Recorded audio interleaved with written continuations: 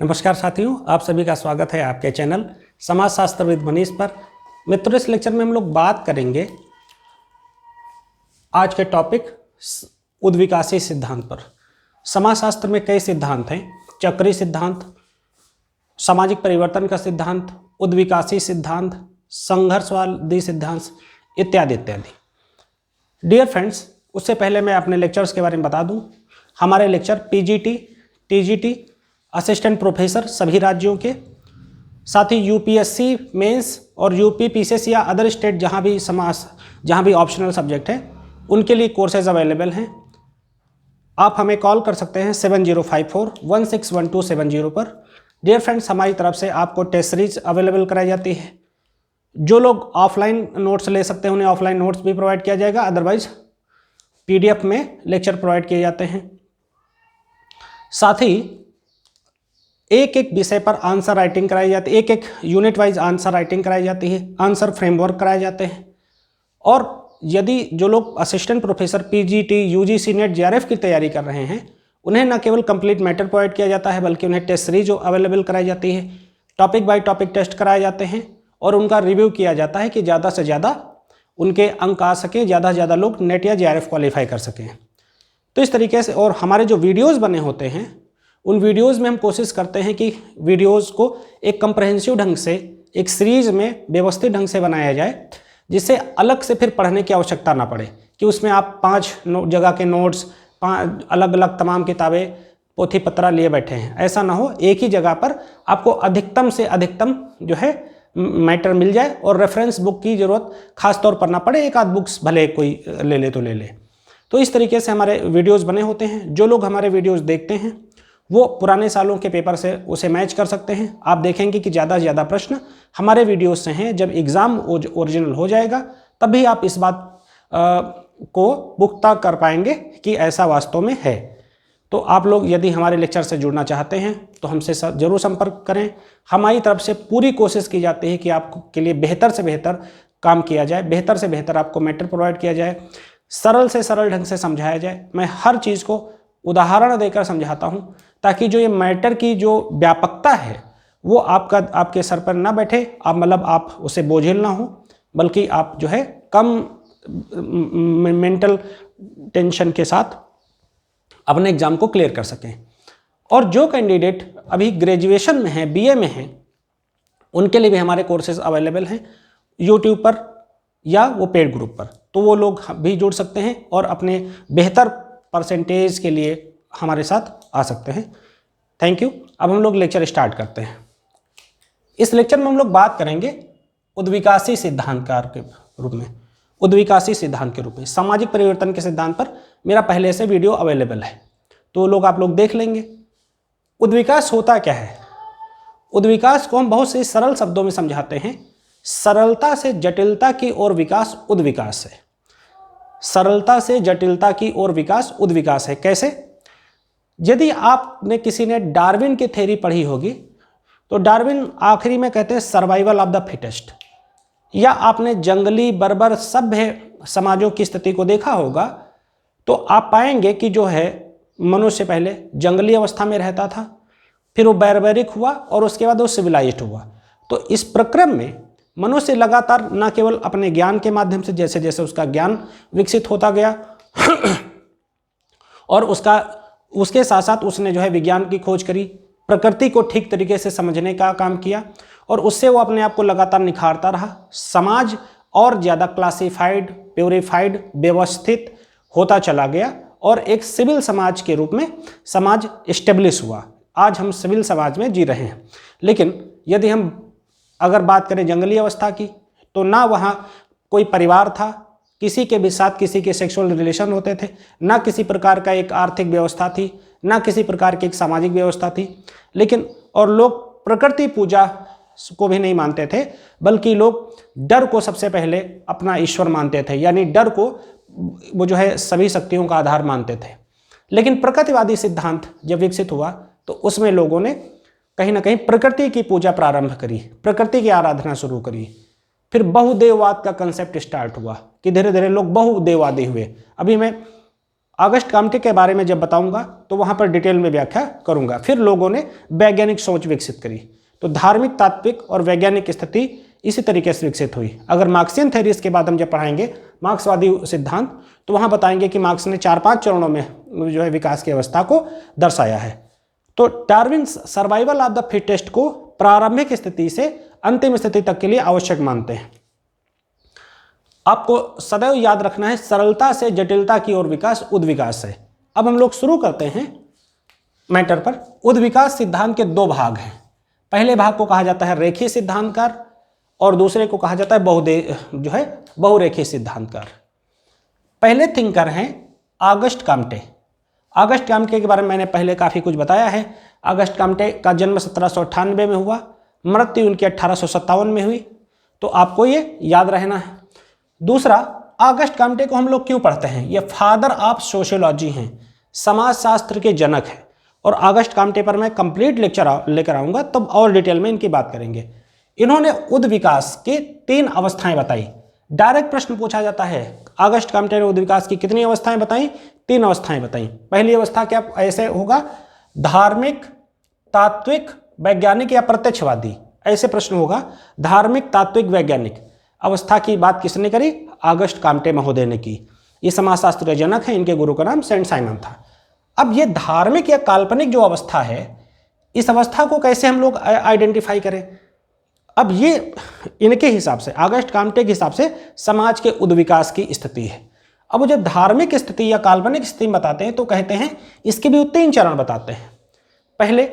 पहले बताते हैं वस्तु पूजा, यानी किसी भी चीज की पूजा, चाहे वो जीव हो, अजीव हो या जान ना हो, पेड़ पौधा पत्थर पहाड़ कुछ भी हो, उस सब की पूजा प्रारंभ जो है की जाने लगी। यानी लोग, मैंने जैसा बताया, डर को जो है अपना ईश्वर मानते थे।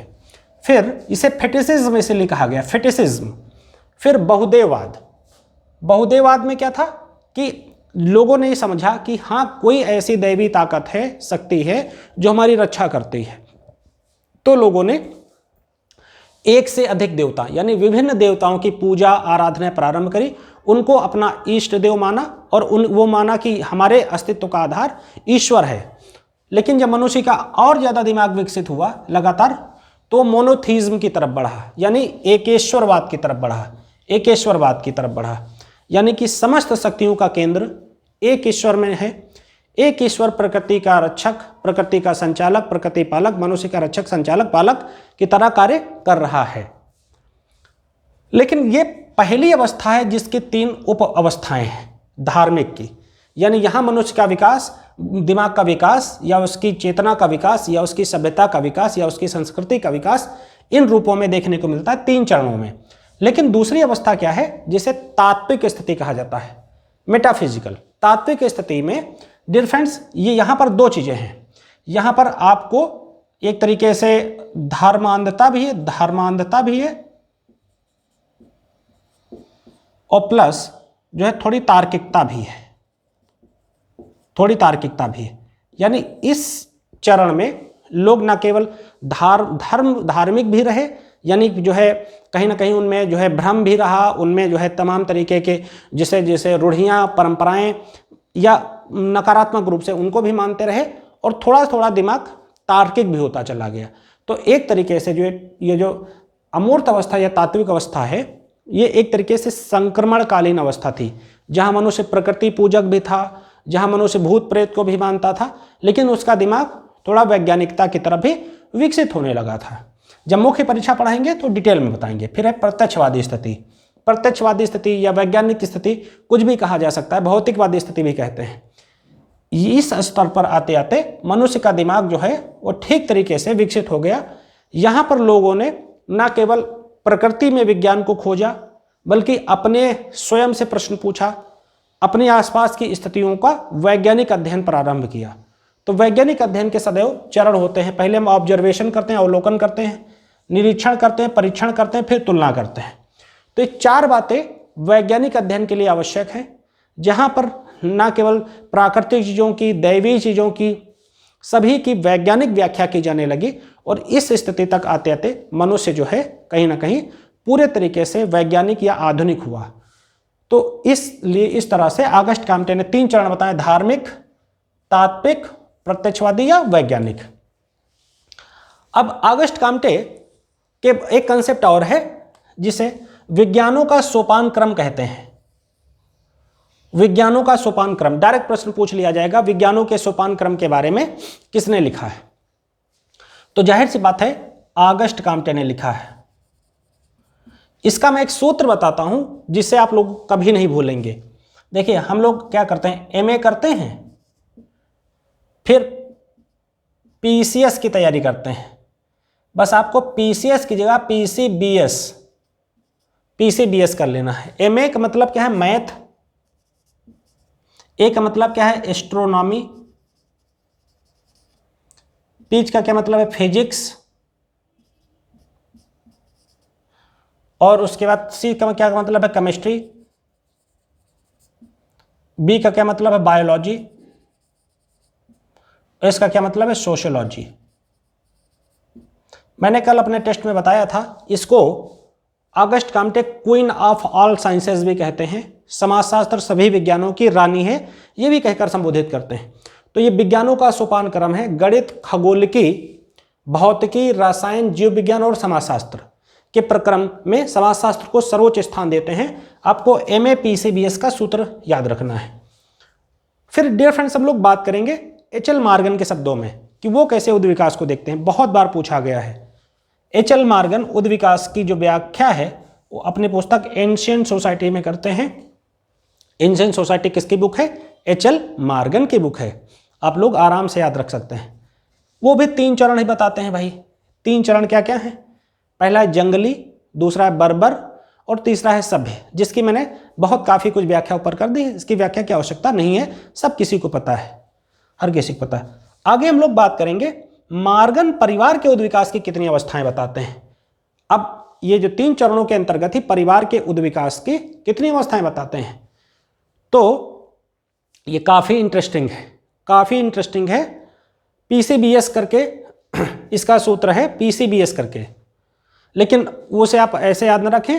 अब मैं एक एक को आसानी के साथ समझा दूंगा और उसे आप याद रखेंगे। पहला है समरक्त परिवार।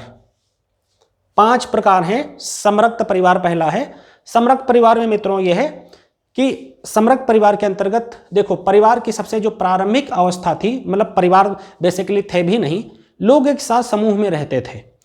तो परिवार चूंकि क्लासिफाइड नहीं था कि कौन मेरी बहन है, कौन बेटा है, कौन बहू है, कुछ नहीं क्लासिफाइड था। तो वहां पर लोगों के जो शारीरिक संसर्ग होते थे, शारीरिक संबंध होते थे, वो किसी के भी साथ होते थे। तो उस अवस्था को समरक्त परिवार जो है मॉर्गन ने कहा है, समरक्त परिवार। दूसरा है पुनालुवन परिवार। पुनालुवन परिवार, इसमें पुनालुवन में परिवार में समूह में विवाह हुआ करते थे। जो विवाह होते थे वो सदैव समूह में हुआ करते थे, यानी एक समूह का दूसरे समूह के साथ विवाह हो गया।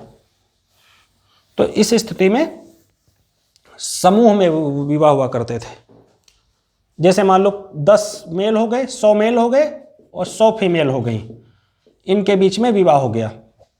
फिर तीसरा है सिंडियास्मियन परिवार। सिंडियास्मियन परिवार के अंतर्गत एक मेल, इसके अंतर्गत एक मेल प्लस 1 फीमेल, 1 फीमेल, एक महिला और एक पुरुष के बीच मध्य विवाह होता था। फिर अगला है पितृसत्तात्मक परिवार। पितृसत्तात्मक परिवार में का स्वरूप ऐसे था कि जो फादर है या मेल जो है वो परिवार पर, फैमिली पर डोमिनेट करता था। परिवार का संचालक, नियंत्रक, पालक, कुछ भी कह लो, वो जो है मेल होता था, घर का सीनियर बड़ा आदमी होता था। और अगला है एक विवाही परिवार। एक विवाही परिवार में एक महिला, एक फीमेल प्लस एक मेल के बीच में विवाह होता था। और एक जो विवाही परिवार है ये आज तक का विश्व का सबसे बेहतर विवाह का स्वरूप है। विवाह, इससे अच्छा कोई विवाह का स्वरूप अभी तक नहीं डेवलप हुआ है।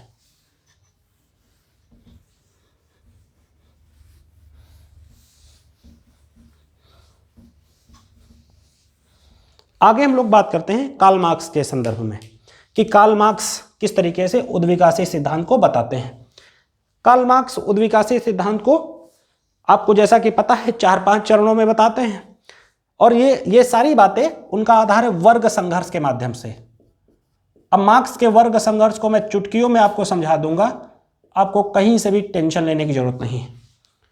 सबसे पहले संघर्ष को तो बाद में रखते हैं, पहले वर्ग बताते हैं। वर्ग क्या है? मार्क्स के वर्ग का आधार आर्थिक है, कोई दूसरा नहीं है, सदैव आर्थिक है, आर्थिक निर्धारण है या उत्पादन के साधन है। 3 शब्द में से कोई भी चीज एग्जाम में आ सकती है। आर्थिक, उत्पादन के साधन या अर्थ निर्धारण। मोड ऑफ प्रोडक्शन आ जाता है, जिसे कहते हैं मोड ऑफ प्रोडक्शन, कुछ भी ऐसे आ सकता है। तो ये वर्ग जिनके पास उत्पादन के साधन हैं वो एक प्रकार का वर्ग बनाते हैं, और जिनके पास उत्पादन के साधन नहीं है वो एक प्रकार का वर्ग बनाते हैं। मार्क्स बुर्जुआजी यानी पूंजीपति और सर्वहारा यानी प्रोलेटेरियत की बात करता है। वो एक वर्ग और बताता है पैटी बुर्जुआ, लेकिन कहता है इसका विलोप हो जाएगा, ये मजदूर के रूप में ज्यादातर 99% चांस है तब्दील हो जाएगा। फिर मार्क्स बताता है जिनके पास जो गरीब हैं वो अपने में वर्ग ही नहीं है, अपने में वर्ग हैं और इनमें चेतना का अभाव है। ये चेतना कहां से आएगी? ये चेतना आएगी जो है जागृति पैदा करके, जागृति से, और उसके बाद ये संघर्ष करेंगे। जब ये इकट्ठा हो जाएंगे और जब इनका शोषण चरम पर होगा तो कहता है पूंजीवादी समाज में इनका शोषण चरम पर होगा और क्रांति होगी। और वो उद्विकासी स्थिति को 4-5 चरणों में बताता है। सबसे पहला जो चरण है वो उस चरण का नाम है आदिम साम्यवादी समाज। आदिम साम्यवादी जो समाज है, यहाँ पर जो वर्गीय विभाजन है वो बिल्कुल नहीं था, लेकिन जेंडर के आधार पर मार्क्स कहते हैं कि धीरे धीरे जो है महिला और पुरुष के कामों में वर्गीकरण हो गया था, लेकिन आर्थिक आधार पर सत्तात्मक वर्गीकरण नहीं पाते हैं। दासमूलक समाज, जो पूरी दुनिया में दासत्व का जो डेवलपमेंट हुआ, उसमें कहीं ना कहीं जो ये मालिक और श्रमिक का अंतर देखने को मिलता है। मार्क्स 2 ही वर्ग की बात करते हैं, पूंजीपति और सर्वहारा की। तीसरा सामंती समाज में सामंत और जो है दास, यहां पर ये वर्ग देखने को मिलते हैं जहां गरीब। और पूंजीवादी समाज में बुर्जुआजी और कैपिटलिस्ट की बात करते हैं। और साम्यवादी समाज को वो इनके साम्यवादी समाज को यूटोपिया कहा जाता है, जहां वो कहते हैं राज्य और वर्ग दोनों का नाश हो जाएगा, दोनों का नाश हो जाएगा। साम्यवादी समाज जब विकसित होगा, जब बनेगा, जब लोगों में मजदूरों में चेतना आएगी तब। तो आपको समझ में आ गया होगा। और ये चेतना आएगी तो लोग क्रांति करेंगे। मार्क्स ये भी बताते हैं कि क्रांति की जो स्तर है वो वैचारिक से स्टार्ट होकर आवश्यकता पड़े तो रक्तयुक्त क्रांति भी हो सकता है। आगे बात करते हैं हम लोग हर्बर्ट स्पेंसर के अनुसार। हर्बर्ट स्पेंसर कितने चरण बताते हैं? ये भी 3 चरण बताते हैं। 3 चरण बताते हैं। इनका पहला चरण क्या है? आदिम, दूसरा जंगली, तीसरा है सभ्य। तो इस पर हम लोगों ने काफ़ी कुछ बात कर ली, ज़्यादा जरूरत नहीं है।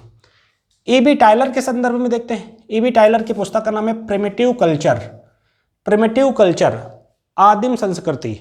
उसमें ये बताते हैं, जैसे मैंने पहले बताया कि लोग प्रेत पूजा, बहुदेववाद, एकेश्वरवाद, इन सब चरणों से गुजर रहे थे। उसको प्रिमिटिव कल्चर में वो बताते हैं कहीं ना कहीं उद्विकासी अवस्था का आधार यही है। फिर एक समाजशास्त्री, एक कॉस्टे, ये जनांकीय उद्विकास के सिद्धांत देते हैं। ये कभी नहीं पूछा गया है मेरी जानकारी में, जनांकीय उद्विकास का सिद्धांत। ये सब कुछ नोट करते चलिएगा आप लोग, जब एग्जाम आएगा होगा तब देखिएगा, ये सब पूछे जाते हैं। जनांकीय उद्विकास का सिद्धांत, और एक एक प्रश्न मेरिट गिरा देता है, एक एक प्रश्न आपको बाहर करता चला जाएगा, इसलिए बहुत ही संघर्षरत ढंग से पढ़ाई करिए। लेकिन वो इसमें कई समाज बताते हैं। वो कहते हैं कि कई चरणों से होकर जो है उद्विकास हुआ है। सबसे पहले उन्होंने कहा कि छोटा नगर विकसित हुआ, फिर नगर बने, फिर महानगर बने, फिर राजधानी नगर बने जिसे एनसीआर कहते हैं, फिर संघीय राजधानी जो है नगर बने, फेडरल कैपिटल रीजन बने। इस छोटे नगर बने, महानगर बने, राजधानी नगर बने, संघीय राजधानी नगर बने। पीटी के लिए आपको ऐसे याद रखना है, इनकी व्याख्या लंबी चौड़ी है, बता नहीं रहा हूँ जान जान के।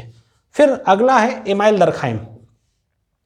इमाल दरखाम सबसे पॉपुलर थिंकर हैं, समाजशास्त्र के फाउंडिंग, समाजशास्त्र में इनको जो है फर्स्ट जो है टीचर के तौर पर इनको देखा जाता है। प्रत्यक्षवाद पे इनका बहुत अच्छा काम है, धर्म पर बहुत अच्छा काम है, सुसाइड की इनकी थ्योरी बहुत अच्छी है, डिवीजन ऑफ लेबर पर इनका काम बहुत अच्छा है। इन सब चीज़ों पर प्रश्न पूछे जाते हैं, ये सिद्धांत किसने दिए, सोशल फैक्ट पूछा जाता है। लेकिन ये उद्विकास के 2 चरण बताते हैं। पहला है, और इनकी पुस्तक है डिवीजन ऑफ लेबर,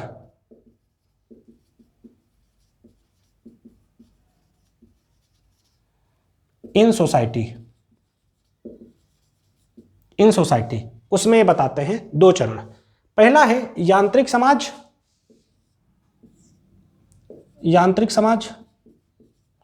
और दूसरा है सावयवी समाज। यांत्रिक समाज मतलब आप सरल शब्द में प्राचीन समाज, और सावयवी समाज मतलब आधुनिक समाज। 2 चरणों में बताते हैं। पुस्तक का नाम याद रखना, इसी में बताया है। यहां पर सरल समाज है, ये जटिल समाज है। यहां जो उत्पादन के साधन हैं वो जो है वो सरल हैं, ये जो है यहां पर कठिन है, यानी कॉम्प्लेक्स डिवीजन ऑफ लेबर है। यहां जो ये दंड है वो कठोर है, यहां नियम आधारित है। यहां अनौपचारिक संबंध है, यहां औपचारिक संबंध है। औपचारिक संबंध कैसे?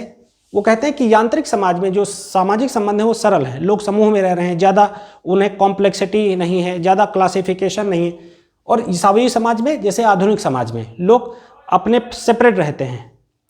दूसरा, यहाँ पर जो डिवीजन ऑफ लेबर है वो कॉम्प्लेक्स है, यानी एक व्यक्ति कई सारे काम किया करता था। आज जैसे कोई पढ़ाता है, सोशियोलॉजी पढ़ा रहा है तो सोशियोलॉजी में माहिर है, कोई हिस्ट्री पढ़ा रहा है तो हिस्ट्री में माहिर है, यानी कॉम्प्लेक्स डिवीजन ऑफ लेबर है।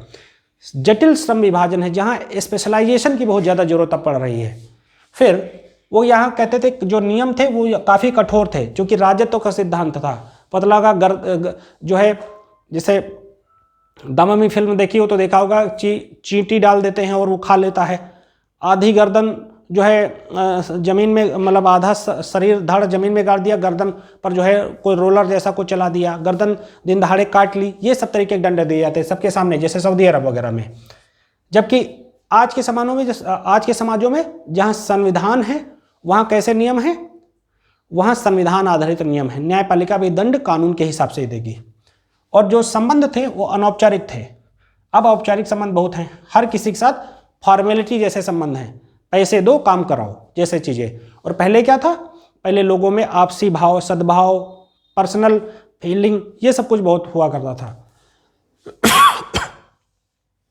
आगे बात करते हैं बेंजामिन किड के शब्दों में। इनकी पुस्तक है सोशल इवोल्यूशन। इसमें वो उद्विकास में धर्म की भूमिका को बहुत महत्व देते हैं। उद्विकास में धर्म की भूमिका को बेंजामिन किड पूछा गया एक आध बार, सोशल इवोल्यूशन की बुक है। अब बात करते हैं थर्स्टिन वेबलन के शब्दों में।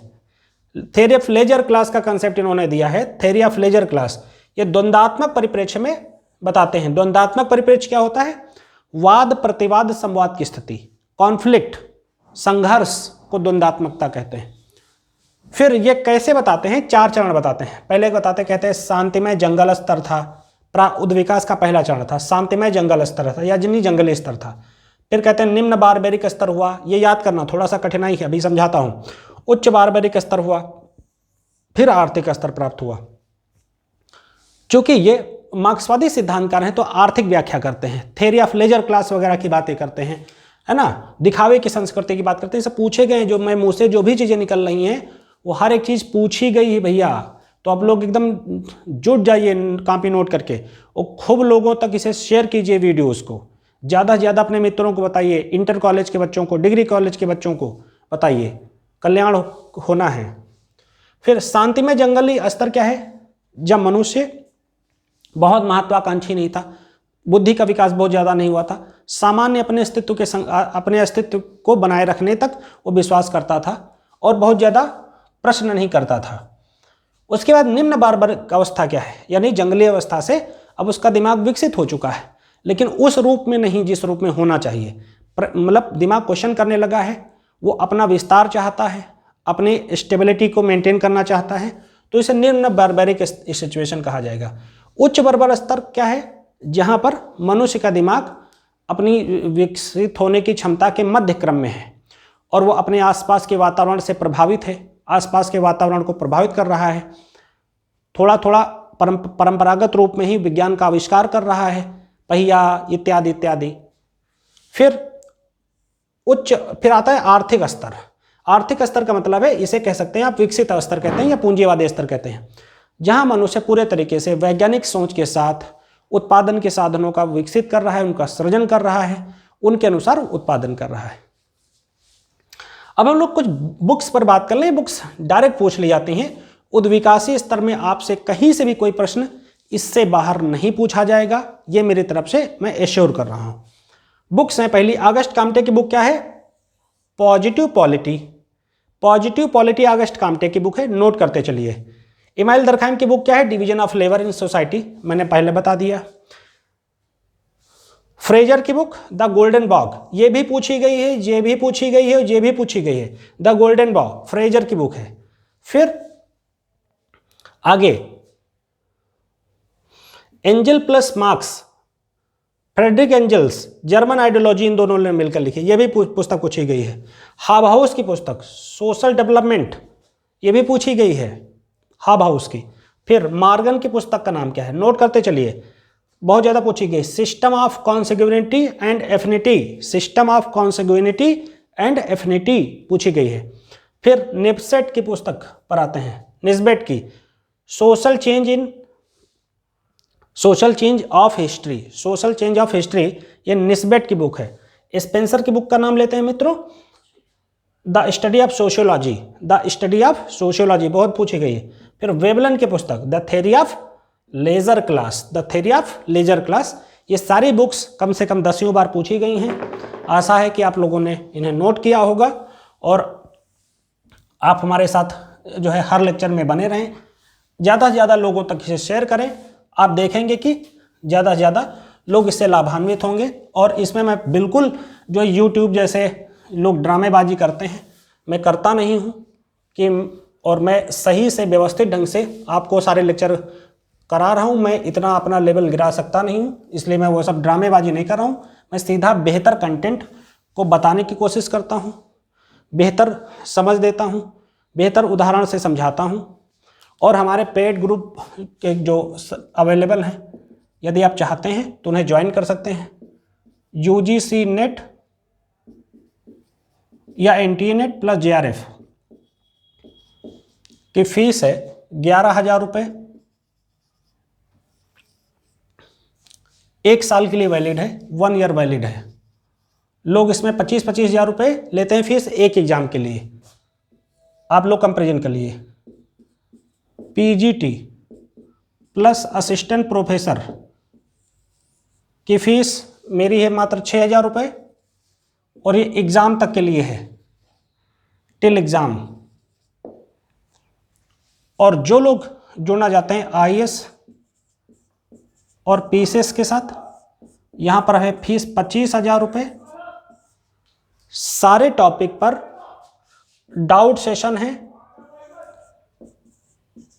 PDF में मैटर प्रोवाइड किया जाता है, वीडियो लेक्चर प्रोवाइड किए जाते हैं, ऑडियो लेक्चर प्रोवाइड किए जाते हैं, वीडियो लेक्चर रिकॉर्डिंग के होते हैं। और उसके बाद आंसर राइटिंग है,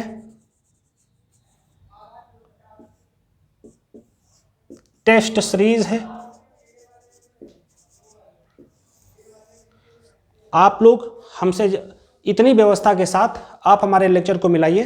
ज़्यादा से ज़्यादा प्रश्न हमारे लेक्चर से आ रहे हैं, आप लोग हमारे साथ जुड़ सकते हैं, अपनी सफलता सुनिश्चित कर सकते हैं। अपने ज़्यादा से ज़्यादा मित्रों को बताइए जिससे हमारे लेक्चर से आकर जुड़ें और लाभान्वित हों। Thank you very much.